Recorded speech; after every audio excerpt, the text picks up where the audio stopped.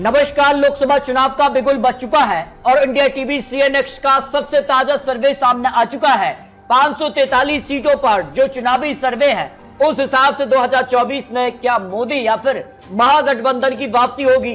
ताजा सर्वे के हिसाब से लोकसभा चुनाव में आज चुनाव तो किसका पलड़ा भारी नजर आ रहा है, क्योंकि इंडिया टीवी सीएनएक्स का पहला रुझान सामने आ चुका है। उस हिसाब से क्या कुछ आंकड़ा सामने आ रहा है, क्योंकि अगर बात की जाए तो सैंपल साइज 44,548 लोगों की राय यहाँ पर सीएनएक्स इंडिया टीवी ने जो सर्वे किया उसमें ली गई है और ओपिनियन पोल में पुरुष और महिलाओं का यहाँ पर रुझान जाना है और उसके हिसाब से किसका पलड़ा भारी होगा इसको लेकर यहाँ पर सभी राज्यों पर सर्वे के आंकड़े सामने आ रहे हैं। लेकिन सवाल है, क्या मोदी हैट्रिक की तरफ बढ़ेंगे या फिर केजरीवाल किंग मेकर की भूमिका में आएंगे। आज चुनाव तो क्या नरेंद्र मोदी जीत की हैट्रिक लगा पाएंगे, ये कुछ महत्वपूर्ण सवाल। तो क्या होगा ओपिनियन पोल के आंकड़े, क्योंकि हर एक राज्य के आंकड़े हैं और पूर्वोत्तर राज्यों में किसका पलड़ा भारी होगा। तो शुरुआत करते हैं 543 सीटों के लिए बिहार, क्योंकि बिहार में सियासी हलचल बड़ी है और बिहार को लेकर क्या यहाँ पर जनता का मन कहता है, इसको लेकर इंडिया टीवी सीएनएक्स के ओपिनियन पोल के हिसाब से बिहार में किसका पलड़ा भारी नजर आ रहा है, क्योंकि हर एक राज्य में चौंकाने वाले आंकड़े सामने आ रहे हैं, क्योंकि काफी हलचल इस वक्त देखने को मिल रही है। बात की जाए बिहार की 40 लोकसभा सीटों में बीजेपी को यहाँ पर 34% वोट शेयर जा सकता है। जेडीयू यहाँ पर बीजेपी से अलग हो चुके हैं और अब नीतीश कुमार दावा पीएम का कर रहे हैं। तो ऐसे में उनकी पार्टी को बिहार के अंदर 19% वोट शेयर, आरजेडी को 18% वोट शेयर, कांग्रेस को 8%, यहाँ पर एलजेपी को 6%, इनके पक्ष में 15% वोट शेयर जा सकता है। इस तरह से अगर बात की जाए तो बिहार में अब काफी चौंकाने वाले आंकड़े बन रहे हैं। नया गठबंधन बिहार में देखने को मिला है, जिसमें जेडीयू, आरजेडी, कांग्रेस आ चुकी है, उसके अलावा अन्य पार्टी आ जाती है।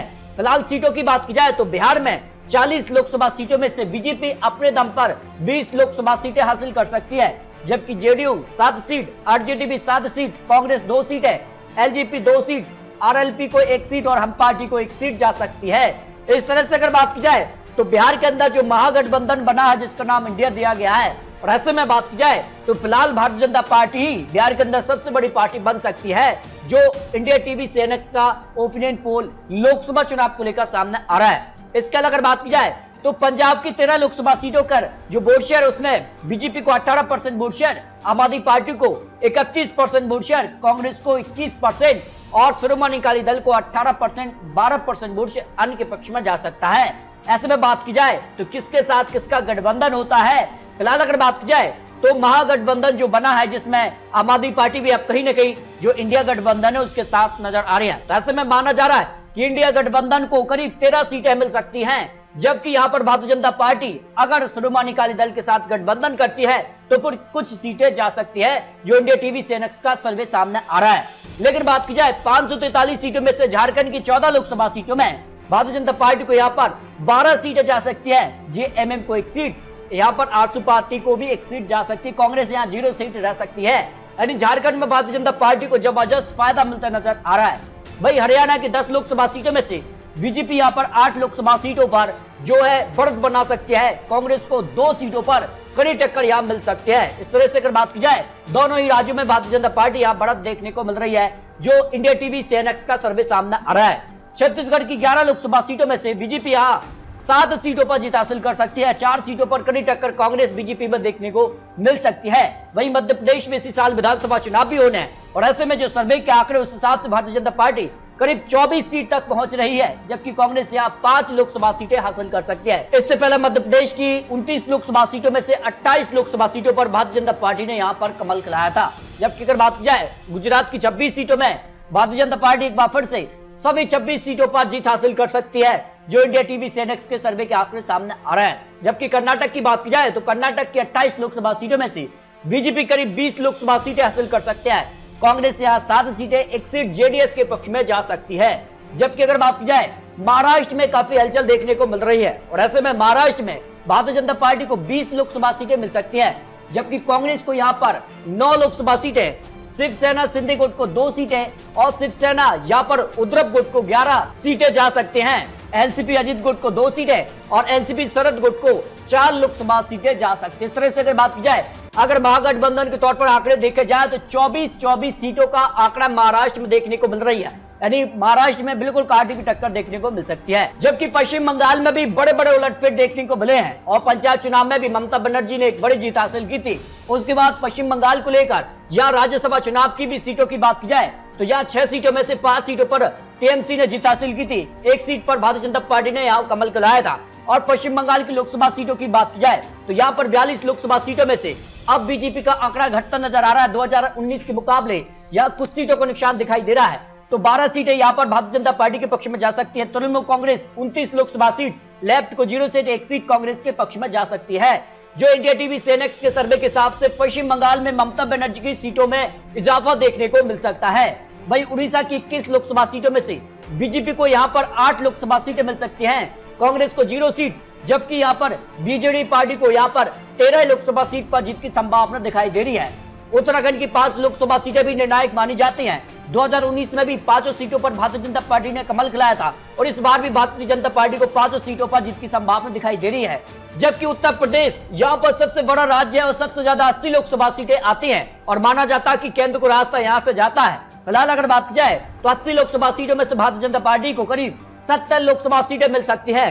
समाजवादी पार्टी को 4 लोकसभा सीट, कांग्रेस 2 सीट, अपना दल को 2 सीट और 2 सीटें अन्य के पक्ष में जा सकती हैं। इस तरह से अगर बात की जाए तो उत्तर प्रदेश में भारतीय जनता पार्टी को एक बड़ी जीत की तरफ यहाँ पर दिखाई दे रही है, जो अनुमान इंडिया टीवी सीएनएक्स ने लगाया है। जबकि तेलंगाना में इसी साल विधानसभा चुनाव भी होने हैं और उससे पहले अगर बात की जाए सर्वे के आंकड़े के हिसाब से यहाँ 17 लोकसभा सीटें आती हैं। बीजेपी को 6 लोकसभा सीटें मिल सकती हैं, कांग्रेस को 2 सीटें, बीआरएस के पक्ष में 8 लोकसभा सीटों की संभावना दिखाई दे रही है। जबकि आंध्र प्रदेश की 25 लोकसभा सीटों में से यहाँ पर किसका पलड़ा भारी होगा, इसके भी आंकड़े आपको दिखाने वाले हैं। फिलहाल हिमाचल प्रदेश की 4 लोकसभा सीटों में से बीजेपी को यहाँ पर 3 सीटें मिल सकती है, कांग्रेस को 1 लोकसभा सीट की संभावना दिखाई दे रही है। वही जम्मू और कश्मीर की अगर बात की जाए तो 6 लोकसभा सीटें आ जाती हैं, बीजेपी को यहाँ 3 लोकसभा सीटें मिल सकती हैं, कांग्रेस को 0 सीट, 2 सीट यहाँ पर नेशनल कॉन्फ्रेंस के पक्ष में, 1 सीट यहाँ पर जो है नई पार्टी जो बनी है उसके पक्ष में जाने की संभावना दिखाई दे रही है। इस तरह से अगर बात की जाए तो दिल्ली के 7 लोकसभा सीटों में से भारतीय जनता पार्टी को 5 लोकसभा सीटें जा सकती हैं। इससे पहले यहाँ पर सभी 7 सीटों पर भारतीय जनता पार्टी का कब्जा है, लेकिन जिस तरह से यहाँ पर दिल्ली के अंदर एमसीडी चुनाव और विधानसभा चुनाव में आम आदमी पार्टी की जीत हुई है, उससे माना जा रहा है कि 1-2 सीट पर कड़ी टक्कर आम आदमी पार्टी दिल्ली की 7 लोकसभा सीटों में दे सकती है, कांग्रेस 0 सीट आ सकती है। पंजाब की अगर बात की जाए तो पंजाब में यहाँ पर बड़ा उलटफेर देखने को मिल रहा है। जबकि अगर बात की जाए तो जो छोटे राज्य हैं पूर्वोत्तर राज्यों में, जिसमें मणिपुर हो या फिर अन्य जो छोटे राज्य आते हैं जिसमें 25 लोकसभा सीटें आती हैं, और यहाँ पर एनडीए को इन 25 लोकसभा सीटों में से 21 लोकसभा सीटें जा सकती हैं, जबकि इंडिया गठबंधन को 3, यहाँ पर अन्य के पक्ष में 0 सीट और 1 सीट यहाँ पर एआईडीएफ के पक्ष में जाने की संभावना दिखाई दे रही है। जबकि राजस्थान की 25 लोकसभा सीटों में से बीजेपी यहाँ पर 21 सीटों पर कमल खिला सकती है, कांग्रेस 4 सीट, अन्य के पक्ष में 0 सीट की संभावना दिखाई दे रही है।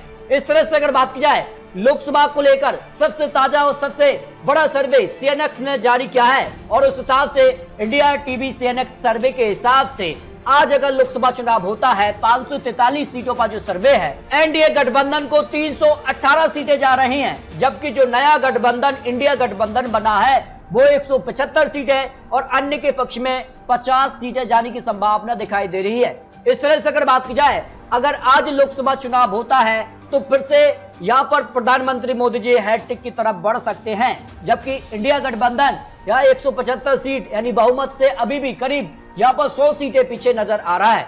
अगर अन्य की भी 50 सीटें मिला ली जाएं तो फिर भी 50 सीटें यहाँ पर इंडिया गठबंधन को और जरूरत पड़ती है। तो ऐसे में आने वाले वक्त में क्या इन सीटों में बड़ा उलटफेर देखने को मिलेगा या फिर जो यहाँ पर आंकड़ा बन रहा है उस हिसाब से यहाँ पर काफी चौंकाने वाले आंकड़े बनेंगे। तो फिलहाल आपको क्या लगता है, यहाँ पर अपनी राय रखिए। आपको बता दें चुनावी आंकड़े, चुनावी अनुमान है, आने वाले वक्त में यहाँ किस प्रकार के चुनावी प्रचार होते हैं, किस प्रकार के गठबंधन होते हैं, उसके बाद आंकड़े बदल भी सकते हैं। तो आपको क्या लगता है, अपनी राय रखिए। मिलते हैं दोस्तों और लेटेस्ट और महत्वपूर्ण विश्लेषण के साथ, तब तक जय हिंद, जय भारत।